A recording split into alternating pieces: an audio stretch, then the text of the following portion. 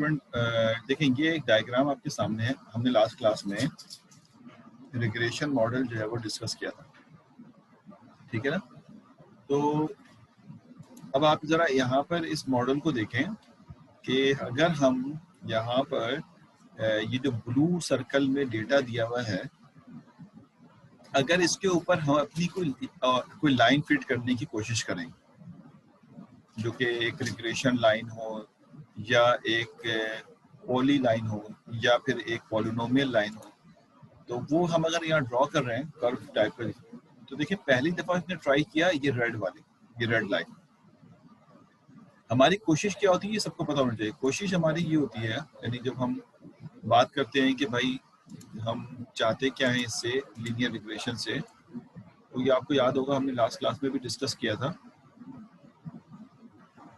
तो मैं इसको सिर्फ एक दफ़ा रिवाइज पूरा नहीं कर रहा, सिर्फ बता रहा हूँ ताकि आपको याद आ जाए और हम बेसिकली अपने काम पे आगे की तरफ निकलें। देखें, हमारे पास ये एक 2 डायमेंशनल डेटा हमने यहाँ पे प्रेजेंट किया, एक एक्स और एक वाई है, ध्यान में रखिएगा, ठीक है। समझना आपने, हमारे पास डेटा 2 डायमेंशनल नहीं होता, बहुत कम डेटा ऐसे होंगे जो 2 डायमेंशनल होंगे। यानी मिसाल के तौर पे हमारे पास जो डेटा होता है वो कुछ इस फॉर्मेट में होता है कि आपके पास इसके कुछ एट्रीब्यूट्स होते हैं,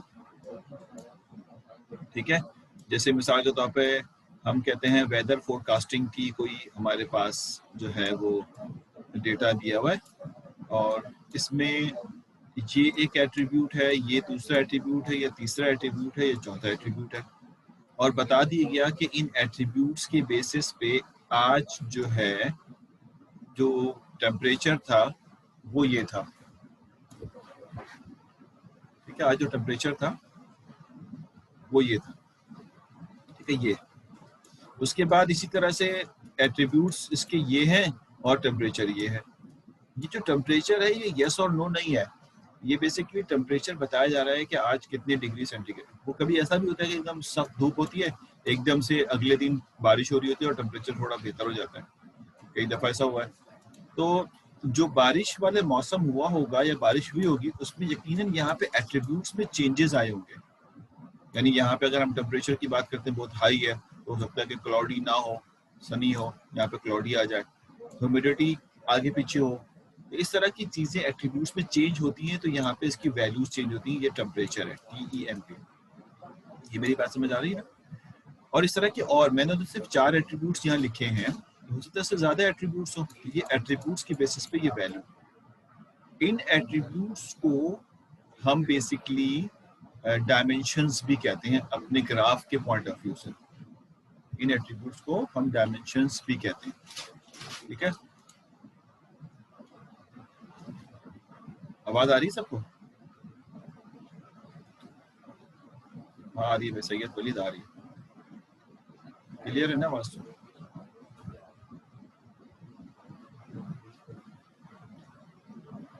गुड, अच्छा जी, बस सही है, अब नहीं जवाब देना, ओके माशाल्लाह। तो अब ये हुआ यूं कि बेसिकली ये जो आपके पास कॉलम है, ये तो आउटपुट का कॉलम है जो ऑलरेडी गिवन है, अभी हम टेस्ट की बात नहीं कर रहे। और ये जो है ये एट्रीब्यूट्स हैं, इसके बेसिस पे ये डिसीजन है, इसीलिए मैं इसको सर्कल बना रहा हूँ कि ये दूसरों से डिफरेंट है, ठीक है। समझ में आगे बात है। ये जो एट्रीब्यूट्स होते हैं ये बेसिकली आपके ग्राफ के पॉइंट ऑफ व्यू से एक्सेस कहलाते हैं। मेरी बात समझ आ रही है? एक्सेस और एट्रीब्यूट तो बोल रहा हूँ, रॉस को नहीं कह रहा, एट्रीब्यूट्स को। अगर किसी डेटा के 50 एट्रीब्यूट्स हैं, 50 एट्रीब्यूट्स हैं, तो दे हैव बेसिकली 50 डायमेंशन, ठीक है। 50 डायमेंशन उसके पास होगी। अब मुझे ये बताओ कि ग्राफ में 50 डायमेंशन आप बना सकते हैं क्या? बिल्कुल नहीं बना सकते, ठीक है। आपको मैं कैसे पढ़ाऊं कि ये 50 डायमेंशन है? नहीं पढ़ा सकता, क्योंकि 50 we are not able to draw the 50 dimension in our computer और 2 डायमेंशन फिगर। हमारी जो लैपटॉप है या हमारा जो पेपर है वो 2 डायमेंशन। 2 डायमेंशन में मैक्सिमम 3 डायमेंशन को तो आप शो कर देते हैं। ये डायमेंशन शो करने के लिए आप कुछ टेक्निक्स लगाते हैं। 2 डायमेंशन में 3 डायमेंशन शो करने के लिए आप शेडिंग का सहारा लेते हैं। एक सर्कल और एक स्फेयर में फर्क जो नजर आता है वो शेडिंग का फर्क होता है। शेड के थ्रू आप उस सर्कल को स्फेयर में कन्वर्ट कर देते हैं। मेरी बात समझ आ रही है? तो ये बेसिकली आप ध्यान में रखिएगा।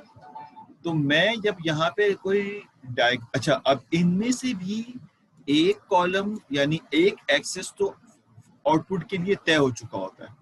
तो ये वाला कॉलम आउटपुट नॉर्मली वर्टिकल होता है, ये कॉलम तो वर्टिकल हो गया आउटपुट के लिए। अब रह गया सिर्फ आपके पास एक ही कॉलम, तो हम नॉर्मली एक ही कॉलम का डेटा लेके यहाँ पे जो है वो शो कर देते हैं। कुछ इस तरह शो किया जाता है, यानी प्रेजेंटेशन इन चारों में से हम कह देते हैं कि स्टूडेंट को समझाने के लिए या अपनी अंडरस्टैंडिंग के लिए कोई एक एट्रीब्यूट उठा लेते हैं यहाँ से। ठीक है, मिसाल के तौर पे साइज के एट्रीब्यूट उठा, हमने यहाँ पे टेम्परेचर में क्या कहते हैं उसका, अगर ये हाउस प्रेडिक्शन वाला सवाल है तो हम यहाँ पे कह देते हैं कि ये साइज का एक एट्रीब्यूट है। हो सकता है साइज के एट्रीब्यूट के अलावा बहुत सारे एट्रीब्यूट हो, तो आपने देख ही लिए। तो साइज के एट्रीब्यूट हम ले लेते हैं। तो साइज के एट्रीब्यूट यहाँ पे आ गया, और इसकी अगेंस्ट में जो साइज है उसके अगेंस्ट में इसकी कॉस्ट कितनी है वो यहाँ पे हमें नजर आ रही है। अब आ रही बात समझे?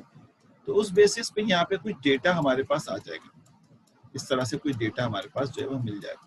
और कोई अच्छा नहीं होगा देखने में, क्योंकि बहुत सारे एट्रीब्यूट्स आपने छोड़ दिए हैं।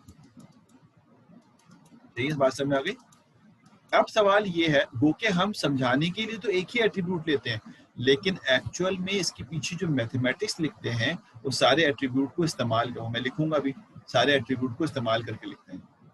वो कहता ये है कि आप इसके अंदर ये तो ऑलरेडी गिवन डेटा है। ठीक है, आप अब अगर कोई अननोन डेटा आता है, मिसाल के तौर पे यहाँ पे कोई टेस्ट डेटा आता है और पूछा जाता है कि इसकी कॉस्ट कितनी होगी, तो यकीनन आपको कॉस्ट निकालने के लिए कोई ना कोई तरीकेकार अडॉप्ट करना पड़ेगा। तो वो तरीकेकार जो आप अडॉप्ट करते हैं उसको हम कहते हैं लीनियर रिग्रेशन। ठीक है, या रिग्रेशन मॉडल। जरूरी नहीं कि रिग्रेशन हमेशा लीनियर ही हो, ये एक दुनिया है पूरी रिग्रेशन में। तो फिर हम क्या करते हैं, फिर ये किया जाता है मेरे भाई कि आप जो है यहाँ पर एक लाइन ड्रॉ करने की कोशिश करते हैं। डिफरेंट कलर से कर लेते हैं ताकि आपको और वाज़ेह नजर आ जाए। ठीक है ना? तो आप यहाँ पर एक लाइन ड्रॉ करने की कोशिश करते हैं। कैसी लाइन हो? बेसिकली वो एक ऐसी लाइन होनी चाहिए जो सारे डेटा को, क्योंकि देखें अगर वो लाइन ड्रॉ कर रहे हैं, ठीक है, और वो लाइन जो है बेसिकली आपके ऑलरेडी गिवन डेटा से अवे है, तो वो अवेनेस जो है वो बेसिकली क्या कहलाती है, ये एरर कहलाती है कि कितना दूर है इससे। जो लाइन इसके ऊपर आ गई वो बेहतर है, यानी पॉइंट के ऊपर, लेकिन जो नहीं आ पा रही है, तो हम लोग कोशिश ये करते हैं कि इसका जो एरर है, यानी मिसाल के तौर पे यहाँ से मैं ये वाला डिस्टेंस निकालूं, यहाँ से मैं ये डिस्टेंस निकालूं, ये बिल्कुल वाई एक्सिस के पैरेलल लाइन खींच के डिस्टेंस निकालूं, यहाँ से ये डिस्टेंस निकालूं, यहाँ से ये डिस्टेंस निकालूं, ये सब डिस्टेंस मेजर कर लूं मैं यहाँ से। ये डिस्टेंस जो है ये बेसिकली मेरे सपोज किए हुए हाइपोथेसिस और एक्चुअल रिजल्ट के दरमियान डिफरेंस है। क्यों? क्योंकि जब कोई टेस्ट डेटा आएगा तो मैं बेसिकली इसी लाइन से बताऊंगा कि उसका आंसर क्या होना है। कि जैसे मिसाल के तौर पे ये एक टेस्ट डेटा है, तो मैं यहाँ पे लाइन को हिट करूंगा और बताऊंगा कि इसका आउटपुट ये है। और अगर ये लाइन ही अच्छी नहीं होगी तो जो टेस्ट डेटा का आउटपुट होगा वो बहुत ही पुअर आएगा। इसलिए इस लाइन का बेस्ट फिट होना बहुत जरूरी है। और ये कोई एक एट्रीब्यूट को देख के नहीं देखते, सारे एट्रीब्यूट काउंट होते हैं। शो करने के लिए सिर्फ एक एट्रीब्यूट यहाँ पे इस्तेमाल हो रहा है, एक्चुअल में जब इसको इस्तेमाल करते हैं तो सारे एट्रीब्यूट यूज करते हैं। सही है ना? अब सिर्फ आप कहेंगे अच्छी लाइन कौन सी होगी, आप कहेंगे ये जो लाइन के दरमियान डिफरेंस आ रहा है ना, ये मिनिमम हो जाए। लेकिन आप किसी एक से मिनिमम करते हैं तो दूसरे से उसका साइज यानी डिफरेंस बढ़ जाता है। यानी अगर आप कह रहे हैं कि इससे मेरे पास मिनिमम है तो इससे देखिए कितना ज्यादा है, अगर आप इससे कम करने की कोशिश करेंगे तो किसी और से बढ़ जाएगा।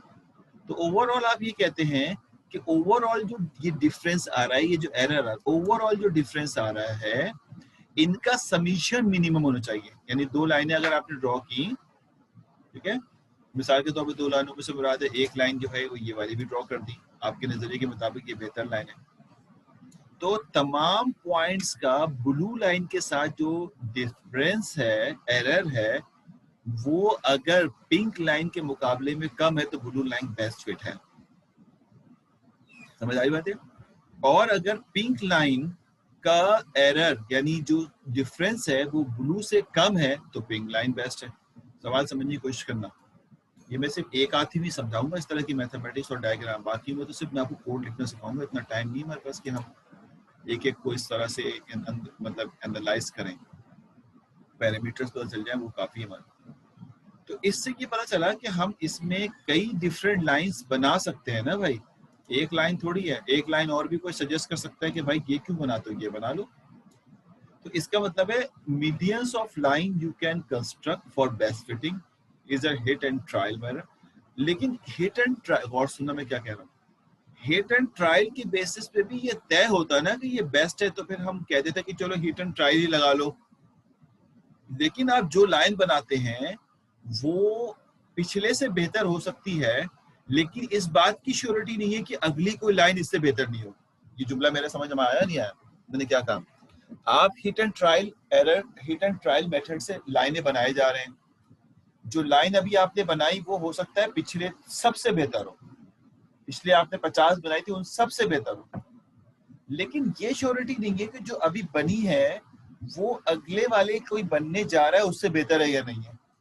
तो कितने हिट एंड ट्रायल करोगे, ये एक बहुत बड़ा क्वेश्चन है इसके अंदर। मेरी बात समझ में आ रही? ठीक है ना? तो अब सवाल यहाँ पे ये लाइन ढूंढ रहे हैं, यानी मिसाल के तौर पर अगर मैं इसकी मैथमेटिक्स लिखूं मेरे भाई, तो वो ये है कि आप ये चाहते हैं, ये समीशन इसलिए लिखा है कि आपके पास, आप ये चाहते हैं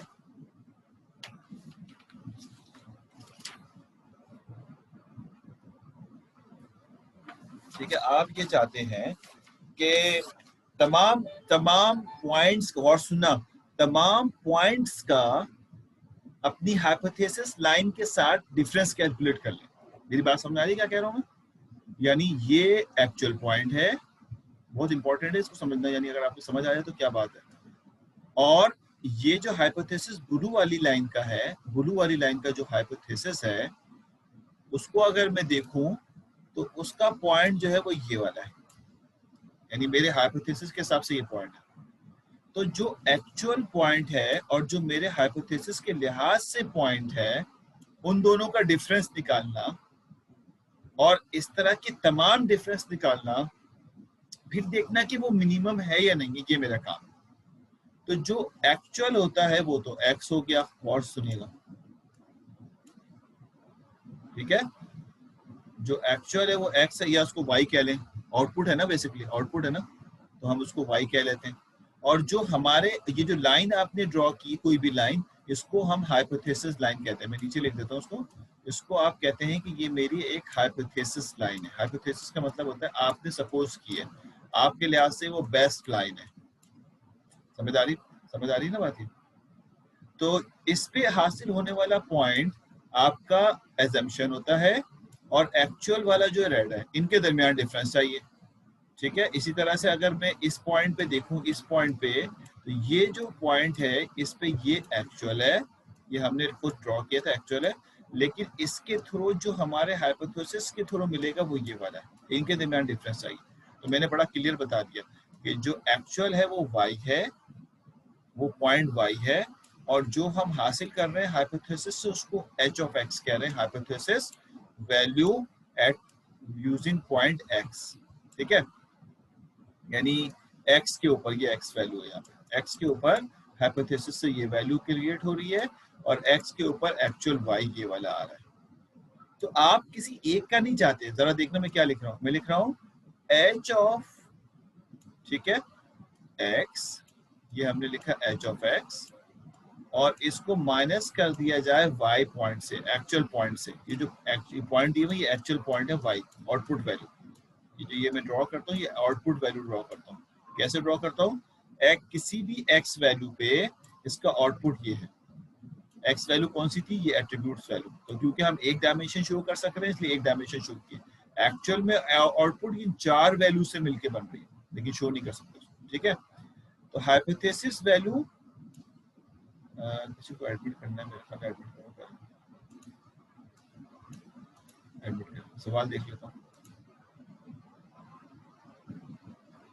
जी जी बिल्कुल ऐसा ही, आप सही कह रहे हैं। सबमिशन किया हमने और हमने कहा कि एक्स पॉइंट पे जो हाइपोथेसिस वैल्यू दे रहा है उसको माइनस कर दें उसी पॉइंट पे जो एक्चुअल वैल्यू पहले से मौजूद थी, लेकिन क्योंकि नेगेटिव आने के चांसेस हो सकते हैं तो आपने कहा कि मैं इसको यहाँ पर स्क्वायर कर लेता हूँ। क्या कर लेता हूँ? स्क्वायर कर लेता हूँ। मेरी बात नहीं समझ आ रही ना समझ में? कोई भी बड़ा हो सकता है तो हम इसको स्क्वायर कर लेंगे ताकि आउटपुट में नेगेटिव ना जनरेट हो। ये भी समझ में आ गया। अब ये सारा जो डिस्टेंस कैलकुलेट हो रहा है अभी इस वक्त हम ब्लू वाले को कंसीडर किए बैठे हैं और इस बेसिस पे सारे पॉइंट करने हैं, सारे पॉइंट समीशन लगाए, इसीलिए कि सारे पॉइंट के लिए क्या टेक्निक लगाओगे कि i इज इक्वल टू 1, यानी पहले पॉइंट से लेकर n पॉइंट तक सारे कर लो। पहले पॉइंट से मुराद है ये वाला पॉइंट पहला पॉइंट है, ये वाला पॉइंट दूसरा पॉइंट है, कलर चेंज कर देता हूँ, ये वाला पॉइंट पहला पॉइंट है, ये वाला पॉइंट दूसरा पॉइंट है, ठीक है। सारे पॉइंट के लिए डिस्टेंस निकालना है, तो हाइपोथेसिस और एक्चुअल का डिस्टेंस निकालना है। तो अब आप क्या करेंगे, आप कहेंगे कि ये बेसिकली एच ऑफ आई है। आई सिर्फ और सिर्फ एक नोटेशन है कि आप जब यहाँ 1 लेंगे तो ये पहला हाइपोथेसिस पॉइंट हो जाएगा और ये y ऑफ i है। अगर आप i 1 लेंगे तो इसका मतलब है ये पहला एक्चुअल पॉइंट हो जाएगा। इनका डिफरेंस लेंगे और उसके बाद ऐड ऑन कर लेंगे। क्या कर लेंगे उसके बाद? ऐड ऑन, और वैल्यू बहुत बड़ी हो जाएगी स्क्वायर्स की वजह से। तो आप इसका, अगर ये m तक चल रहा है, मैं m इसलिए लिख रहा हूँ कि हमने स्लाइड में m शो किया था, याद आ रहा होगा आपको, तो m तक चला देंगे उसको, तो मीन ले लेंगे ताकि डेटा थोड़ा छोटा हो जाए साइज में। और यहाँ पे 2 सिर्फ इसलिए ले रहे थे कि हमें बाद में इसको डेरिवेटिव करना है। तो ये बेसिकली मेरे पास ओवरऑल एक डिस्टेंस कैलकुलेट हो जाता है जो तमाम पॉइंट का डिस्टेंस निकाल देता है।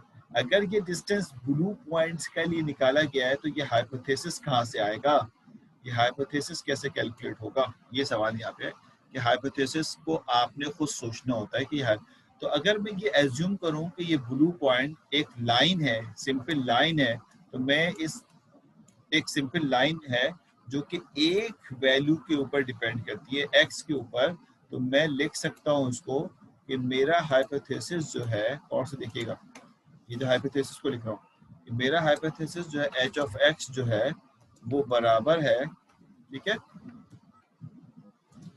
इसके बराबर है वो बराबर है, मैं यहाँ पे थीटा नहीं लिख पा रहा हूँ, कीबोर्ड में थीटा नहीं होता ना, मैं एट द रेट लिख देता हूँ थीटा के बराबर, थीटा, ठीक है, थीटा, और यहाँ पे सफिक्स में नॉड है, मैं उसको हाथ से लिख देता हूँ, यानी हाथ से मुराद है कि उसको मैं एन से लिख देता हूँ। तो ये बन जाएगा आपके पास फॉर्मूले के मुताबिक थीटा नॉड, ठीक है, और plus theta 1 of x, theta 1 of x, ये मेरे पास फॉर्मूला है हाइपोथेसिस का। अच्छा, एक लाइन दूसरे लाइन से जो फर्क होती है, अब ये बहुत लंबी कहानी है, मैं सारी डिटेल पे तो नहीं जा रहा अभी भाई, लेकिन ये एक बहुत लंबी डिबेट है कि हर लाइन, ये मैं किस लाइन के लिए मैंने लिखा है, ये ब्लू लाइन के लिए लिखा है, तो ये पिंक लाइन के लिए क्या होगा, पिंक लाइन के लिए भी फॉर्मूला यही होगा, लेकिन पिंक लाइन का थीटा चेंज होगा क्योंकि लाइन की स्लैंटनेस चेंज है, तो स्लैंटनेस चेंज जब होती है तो थीटा चेंज होता है बेसिकली। समझ आ रही बात है? स्लैंटनेस चेंज होने का मतलब है थीटा जो है वो चेंज हो जाता है इसमें। तो हर लाइन बेसिकली बनेगी इसी तरह से, लेकिन उसका थीटा जो है वो चेंज, मतलब उसको मिटा रहा हूँ क्लियर करने के लिए, और अब अगला लिख रहा हूँ कि होता ये है कि आपके पास बेसिकली मेरे भाई ये एक लाइन होती है जिसको आप हाइपोथेसिस कहते हैं। इस लाइन जो हाइपोथेसिस जिसको कहा गया है, ये एक स्ट्रेट लाइन होने की वजह से लिखा ऐसे ही जाता है जैसे मैंने अभी थोड़ी देर पहले लिखा था, h of x which is equal to, ठीक है, h of x which is equal to, जी रवा सा बोर तो नहीं हो रहे, अच्छा, h of x which is equal to theta nought, ठीक है, प्लस और थीटा 1। तो आप ये कहेंगे थीटा 1 ऑफ x कि अगर कोई दूसरी लाइन ड्रॉ की जा रही है, मिसाल के तौर पे वो मैं ब्लू से ड्रॉ कर देता हूँ, तो दूसरी लाइन ड्रॉ की, तो इसकी इक्वेशन क्या होगी, इस हाइपोथेसिस की इक्वेशन क्या होगी? आप कहेंगे इस हाइपोथेसिस की इक्वेशन भी यही होगी, लेकिन इस हाइपोथेसिस में मैथमेटिकली इसका थीटा नॉट और थीटा 1 चेंज होगा। एक्स चेंज इसलिए नहीं होता, मैं सिर्फ 3 पॉइंट लेके आपको समझा देता हूँ, ठीक है। मिसाल के तौर पर ये एक्स है, तो एक वेरिएबल, और ये वाई है। यहाँ पे मिसाल के तौर पर दिया हुआ है 2, इसके अगेंस्ट में दिया हुआ है 3, यहाँ दिया हुआ है 1, ठीक है, 2 के बाद यहाँ दिया हुआ है 3, और यहाँ दिया हुआ है इसके अगेंस्ट में 5, यहाँ दिया हुआ है ये मिसाल के तौर पर 4, इसकी ये 5, इसके अगेंस्ट में यहाँ दिया हुआ 10। ये बेसिकली आपके पास कोई 3 डेटा है। वो कितने डेटा है यहाँ पे? 3। तो तीनों डेटा के लिए जब आप ये कैलकुलेट करेंगे तो एक्स से तीनों के लिए सेम रहेगा, एक्स तीनों के लिए सेम रहेगा। मैं मिसाल दे रहा हूँ आपको समझाने के लिए बता रहा हूँ। सपोज करो मैं ग्रीन से काम करता हूँ और ग्रीन के लिए काम करता हूँ, ग्रीन का हैबिट। सपोज करो ग्रीन के लिए काम करूँ तो ग्रीन के लिए थीटा नॉट जो है वो मैंने एज्यूम कर लिया है 1, और ग्रीन के लिए थीटा 1 जो है वो मैंने एज्यूम कर लिया है 1.5। एक आदमी कोई मोबाइल ले लो, तो आपका हाइपोथेसिस कैसे हुआ ये तो अभी हम डिबेट नहीं कर रहे ना, ये तो हमारी लंबी डिबेट है कि हम ये कैसे, मैं कह रहा हूँ कि ऐसा हो गया, लेकिन मैंने एज्यूम कर लिया कि मैंने हासिल कर लिया ये 2। तो आपके पास जो बेसिकली फॉर्मूला बन के आ जाएगा वो कुछ इस तरह आ जाएगा। जी सर, क्या लिखूं फॉर्मूला में बन के जो आ जाएगा? वो आ जाएगा थीटा नॉट की जगह आ जाएगा 1 प्लस, ठीक है, 1.5 ऑफ एक्स। तो कंफ्यूजन तो इस ग्रीन के लिए कर रहा हूँ मैं, ये फॉर्मूला बन के आ गया, लीनियर लाइन के इक्वेशन आ गई। अब आप इनका डिस्टेंस निकालेंगे, जैसे अभी थोड़ी देर पहले आपसे कहा जा रहा था, लेकिन आपको नहीं पता, ठीक है, आपको नहीं पता कि ये लाइन बेस्ट है या नहीं है, लेकिन आप इसकी कैलकुलेशन करने जा रहे हैं। क्या कैलकुलेशन करेंगे मेरे भाई? आप कैलकुलेशन करेंगे, गौर से देखते रहना मैं कर क्या रहा हूँ। I इज इक्वल टू 1 से लेकर m तक, और m की वैल्यू हमें पता है ना, m की वैल्यू क्या है? अब यहाँ पे 3, डेटा 3 है, ठीक है। और यहाँ क्या लिखूंगा? h of x minus actual y का होल स्क्वायर। बाद में जो बाहर वाली चीज है वो तो एज इट इज रहेंगी, 1/m 2m जो है हमारे पास, 2 into 3, 2m तो मतलब है 2 into 3, वो मैं आखिर में लिखूंगा। सर इसको सॉल्व करो, इसको जो है वो सॉल्व करो। इसको जब सॉल्व करोगे तुम, यानी ये वाली चीज को जब सॉल्व करोगे तुम, तो आपको h ऑफ x चाहिए होगा। तो आप सबसे पहले तीनों h ऑफ x निकाल लो, तीनों h ऑफ x निकाल लो। जब आप h ऑफ x निकालने जाओगे तो देखो सबसे पहले क्या लिखोगे? h ऑफ 2, x की जगह 2, तो आंसर कितना आ जाएगा? एक आदमी मोबाइल या कैलकुलेटर अपने हाथ में रखो, इक्वेशन है 1 प्लस 1.5 इंटू एक्स, एक्स का मतलब आ जाएगा 2। ये मैं h ऑफ x कैलकुलेट कर रहा हूँ। अगर मैं h of next value 3 calculate करूंगा अपने हाइपोथेसिस से, तो आ जाएगा 1 प्लस 1.5 इंटू 3। मेरी बात समझ में आ रही? समझाने के लिए सारे ये काम कर रहा हूँ मैं, आपको थोड़ा क्लियर तो हो ना बात क्या हो रही है। h of 4 which is equal to 1 plus 1.5 into 4। ये 4 है, जरा इसको मैं डिलीट मार कर देता हूँ ताकि आपको बैकग्राउंड वाली चीज क्लियर नजर आए।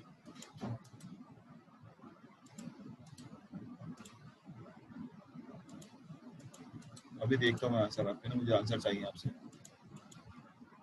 ठीक है। पहले वाले का आंसर हाइपोथेसिस के मुताबिक कितना आ जाएगा? आ गया होगा आंसर में, लोगों ने दे दिया होगा। वेरी गुड भाई, शाबाश माशाल्लाह। 4 5.7 और 4 5.5 और 7। पहले वाले का आंसर आ गया 4, दूसरे वाले का आंसर आ गया 5.5। ऐसे शुरू हो जाएंगे यार, कुछ करने की जरूरत ही ना पड़े। और तीसरा आ गया 7। ये समझ में आ गया? अब जरा आप देख रहे हो ना कि आप कह रहे हो कि आपका हाइपोथेसिस 2 पे वैल्यू दे रहा है 4, एक्चुअल है 1, एक्चुअल है 3।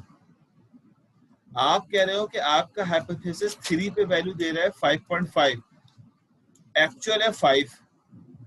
आप कह रहे हो कि आपका हाइपोथेसिस वैल्यू दे रहा है 4 पे 10, एक्चुअल, और आपका हाइपोथेसिस है, डिफरेंस है ना, वो डिफरेंस कैलकुलेट कर लो। पता नहीं कहाँ कहाँ कैलकुलेट कर रहा हूँ, ये मार्क याद कर लेना, ये मैंने कैलकुलेट किया है। ये मेरा, सॉरी यार ये बोर्ड थोड़ा छोटा है, ये आपका हाइपोथेसिस कैलकुलेट हुआ था, मैं अलग अलग कलर से इसको शो कर रहा हूँ। उसके बाद ये जो है आपका डेटा दिया हुआ था,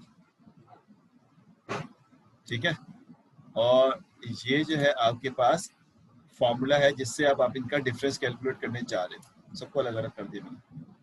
तो अब आपके पास जगह नहीं है, तो ये थोड़ी सी जगह बची है राइट साइड पे, इसको मैं अलग मार्क कर देता हूँ और यहाँ पे कर लेता हूँ। ठीक है, कलर मैं ग्रीन इसलिए चूज कर रहा हूँ कि मैं ग्रीन लाइन के लिए सपोज कर बैठा हूँ। जी सर, फॉर्मूला नजर आ रहा है आपको?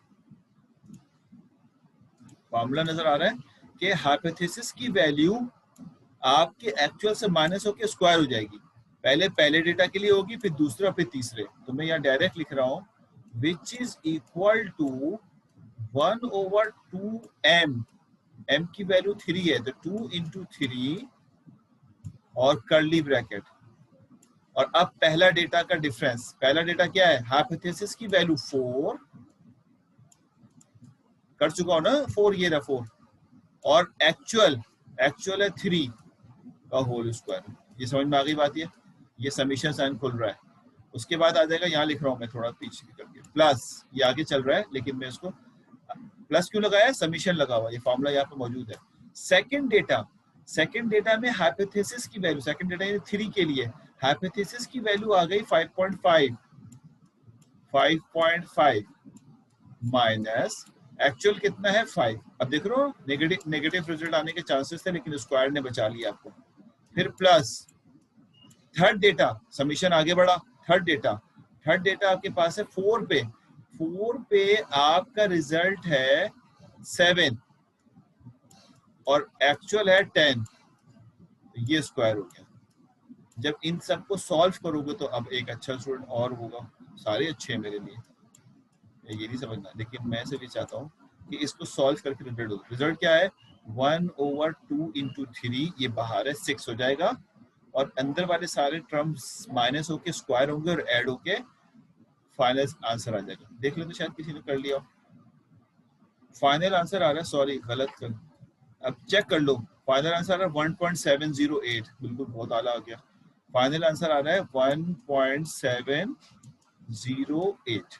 ये हमारी ग्रीन लाइन का, इसको कहते हैं कॉस्ट फंक्शन। ये हमारे पास जे से रिप्रेजेंट होता है। कॉस्ट फंक्शन कैलकुलेट हो गया, जे ऑफ थीटा। थीटा इसलिए लिखते हैं कि ये थीटा के ऊपर डिपेंडेंट था। ये कॉस्ट फंक्शन कैलकुलेट हो गया हमारा। मेरी बात यहाँ तक समझ में आ गई मेरे भाई? तो कंफ्यूजन तो नहीं है? ये कैलकुलेशन समझ में आ गई आपके? अगर आपको ये कैलकुलेशन समझ आ गई है, और ये कैलकुलेशन मैंने ग्रीन के लिए किया, और ग्रीन के लिए मैंने अभी देखो बहुत बड़ा सवाल बाकी है। मैंने ग्रीन के लिए ये सोचा था कि मैं अपनी मर्जी से 1 और अपनी मर्जी से 1.5 सपोज कर लेता हूँ। थीटा 1 को मैंने क्या सपोज कर लिया था? 1.5। ये समझ आ गया था? अब अगर मुझे ही नहीं पता कि ग्रीन लाइन अच्छी है बुरी, क्योंकि इसका डिफरेंस आ रहा है मेरे हाइपोथेसिस से एक्चुअल पॉइंट का डिफरेंस आ रहा है 1.0708। अगर ब्लू लाइन अच्छी हो, अगर ब्लू लाइन अच्छा हो, तो मैं एक अजम्पशन ब्लू के लिए भी कर लेता हूँ। अब ब्लू कर लेता हूँ अपने सारे उसको। मैं कहता हूँ कि ऐसा कर लेते हैं कि थीटा नॉट जो है वो 0.5 है, ठीक है, और थीटा 1 जो है ये 1 है। समझ आ रही बात है? देखो अब 9 मिनट रह गए, आपको मैं ये टास्क दे रहा हूँ, ये 1 है, थीटा नॉट 0.5 है, थीटा 1 ब्लू के लिए 1 है। फार्मूला हाइपोथेसिस का वही है। क्या फार्मूला होता है? फार्मूला होता है hypothesis which is equal to, क्या फार्मूला है? Theta not plus theta 1 of x, theta 1 of x, ये फार्मूला। इस फार्मूले को इस्तेमाल करके, डिफरेंस फार्मूले को इस्तेमाल करके कॉस्ट फंक्शन, इसको कहते हैं कॉस्ट फंक्शन के बाद आप इसका कॉस्ट फंक्शन कैलकुलेट कर लें, जल्दी से कर लें। मैं सब कुछ मिटा नहीं रहा, 10 मिनट है, आप 5 मिनट में कर लें, आपको मैंने सब कुछ दे दिया। अब सवालात नहीं पूछना मुझसे। एक्स की वैल्यू यही दी है ना टेबल में भाई, सेम एक्स की वैल्यू कभी चेंज नहीं होती भाई। एक्स चेंज हो जाएगा तो सब कुछ चेंज हो गया ना, उसका डेटा ही चेंज हो गया। आप सेम एक्स पे डिफरेंट हाइपोथेसिस एज्यूम करते हैं। तो पहले हाइपोथेसिस की वैल्यू 1.7 है। अब देखने जा रहे हैं जो आपका दूसरा हाइपोथेसिस है, ये वाला बेहतर है या पहला वाला बेहतर है? चूज करेंगे ना कौन सा हाइपोथेसिस लेना है, तो डेटा थोड़ी चेंज कर देंगे। तो डेटा की वैल्यू वही है, डेटा सेट कभी चेंज नहीं होता, सेम डेटा सेट पे हाइपोथेसिस। सही है भाई? सारे स्टूडेंट ने सॉल्व करना है, बहुत सारे स्टूडेंट इस आसरे पे रहते हैं कि भाई कहीं ना कहीं से आंसर मिल ही जाएगा। ये बहुत नुकसानदेह बात है। मैंने स्ट्रेट फॉरवर्ड 0 कर देना भाई, मैं किसी चीज को नहीं देखूंगा। अपनी दोनों ने सेम काम किया है, क्लू मिल गया 0, कोई क्वेश्चन आंसर नहीं है हमारे पास, ये अथॉरिटी है, हम कर दें 0। ठीक है मेरे भाई? अच्छा जी, जल्दी से आंसर निकालो। थीटा 1 की वैल्यू 1, या अल्लाह साथ तुम्हें समझ ही नहीं आया। थीटा 1 की वैल्यू 1 है, थीटा नॉट की वैल्यू 0.5 है। हाइपोथेसिस का फॉर्मूला हमेशा यही है क्योंकि सिंगल वेरिएबल है। इसको सॉल्व करो पहले, जिस तरह मैंने सारे निकाले हैं इस तरह हाइपोथेसिस निकालो, फिर उसको समेशन फॉर्मूला में रख के कॉस फंक्शन की वैल्यू कैलकुलेट करो और फोन करके अपने, जैसे एग्जाम में अपने दोस्त को फोन करके पूछते हो ना ये सवाल कैसे होगा, तो फोन करके पूछो ये सवाल कैसे होगा। नहीं आ रहा तो मैं क्या करूँ नजर, गौर से देखो सब नजर आएगा। अपने दोस्त को फोन करके पूछो, एग्जाम में जो फोन करके पूछते हो। अब आ गया नजर? हाँ सही है, अब मुझसे नहीं पूछना।